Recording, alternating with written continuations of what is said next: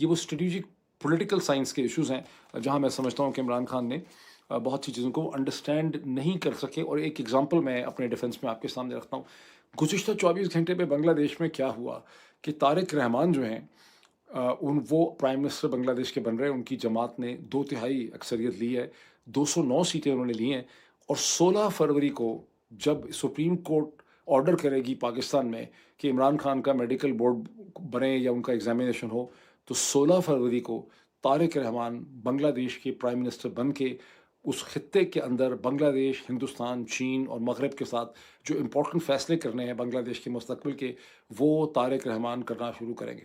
اور یہ طارق رحمان صاحب 2008 میں بنگلہ دیش سے فرار ہو گئے.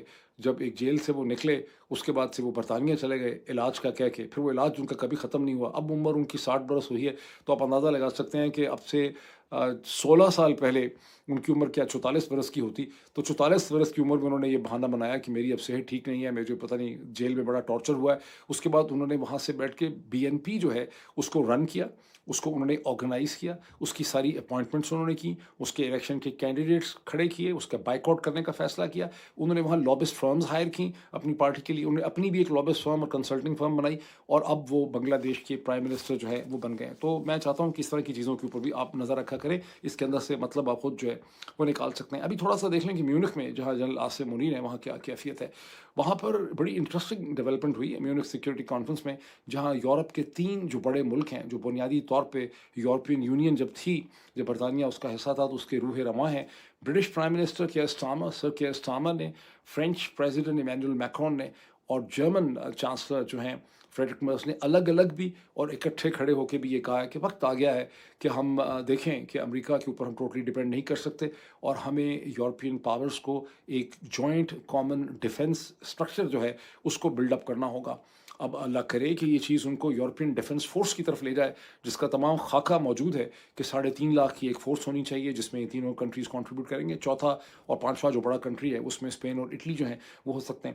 اگر ایسا یہ کر سکے, اگر انہوں نے ایک ملٹری آرگنائزیشن ایسی کھڑی کر لی جوائنٹ ڈیفنس کی, تو پھر یورپ بھی ایک بار پھر دنیا کے نقشے کے اوپر ایک اسٹریٹجک پاور پلیئر کی حیثیت سے ایمرج کر سکے گا. اب جتنا ہم فوج کے خلاف بولتے ہیں اس میں مجھے یہ بتانا بھی ضروری ہے کہ جب تک کسی پولیٹیکل بلاک کے پاس ایک طاقتور فوج نہیں ہوتی اتنی دیر تک, یعنی یورپ کو ایک طاقتور فوج چاہیے, وہ ہوگی تو پولیٹیکل ماسٹرز کے کنٹرول میں, لیکن فوج ان کے درمیان میں ایک کمپیٹیبلٹی پیدا کرے گی ڈیسیجن میکنگ کی, اور اس میں ایک حد تک سینٹرلائزیشن کا ایلیمنٹ اس میں آئے گا. اس میں پھر بھی ڈسکشن کروں گا کسی ایکسپرٹ کے ساتھ.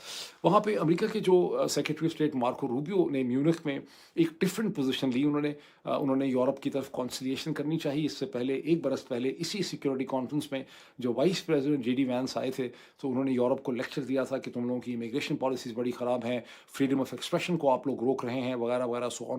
لیکن مارکو روبیو نے ایک ٹوٹلی ڈفرینٹ پوزیشن لی.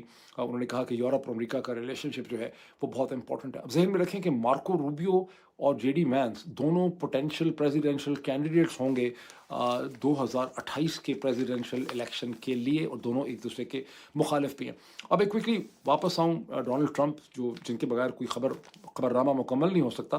ڈونلڈ ٹرمپ نے کیرولینا میں US سولجرز کے ساتھ, ٹروپس کے ساتھ بات کرتے ہوئے کہا کہ ایران کے ساتھ تو ڈیل بڑی مشکل ہے, ہو ہی نہیں رہی, اور یہ ہے کہ میں نے ایک اور بیڑا بھیجنے کا بحری بیڑا بھیج دیا ہے جیرالڈ فورڈ اور پرشین گلف کے لیے, اور میں چاہتا ہوں کہ میرے پاس اتنی طاقت ہو کہ اگر مجھے ایران کے اوپر حملہ کرنا پڑے تو میں حملہ کر سکوں. آپ کو پتہ ہے اسی طرح کی باتیں کرتے ہیں, اور میرے پاس جتنی فورس ہوگی اتنا زیادہ ایرانی جو ہے مجھے ایک بہتر ڈیل دیں گے. اور ساتھ ہی امریکہ کے اخباروں میں اسٹوری چھپی ہے جسے میں سمجھتا ہوں لیک کی گئی ہے 2 unnamed آفیشل سے پینٹاگون کے, جو یہ کہتے ہیں کہ American department of defence and central command جو ہے وہ ایران کے ساتھ کئی ہفتوں کی ایک ممکنہ جنگ کی تیاری کر رہا ہے, جس میں امریکہ کا نقصان بھی بہت زیادہ ہو سکتا ہے. میرا خیال ہے یہ خبر جان بوجھ کے لیک کی گئی ہے تاکہ ایران کے اوپر نفسیاتی اور سائیکولوجیکل پریشر جو ہے وہ بڑھایا جائے, اور